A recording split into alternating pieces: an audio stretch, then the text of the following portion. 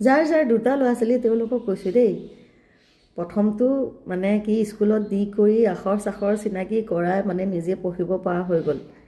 তাৰ পাছত যে আকৌ সৰুটোক দিব লাগিব পঢ়াই, একেখিনি ছেইম প্ৰচেছ কৰিব লাগিব, একেই সেই স্কুলত থোৱা আকতা এইবোৰ এলাহ লাগেনে বাৰু? এতিয়া মোৰ লগত তেনেকুৱা হৈছে, ডাঙৰ ছোৱালীজনী ধুনীয়াকৈ স্কুলত দি এতিয়া নিজে পঢ়িব পৰা হ'ল, নিজে ইউনিফৰ্ম পিন্ধিব পৰা হ'ল, চব নিজে কৰিব পৰা হ'ল। কিন্তু এতিয়া সৰুজনী এতিয়া আকৌ সেই প্ৰথমৰ সেইখিনিয়ে আকৌ মানে মোৰ কিবা চকৰি ঘূৰি আহি সেই মানে একে ঠাইতে পৰা নিচিনা হৈছে। আকৌ সেই মানে একেখিনিয়ে কৰিব লাগিব এতিয়া মই। আপোনালোকৰ কাৰ তেনেকুৱা মানে এলাহ লাগেনে বাৰু তেনেকুৱা কৰিবলৈ?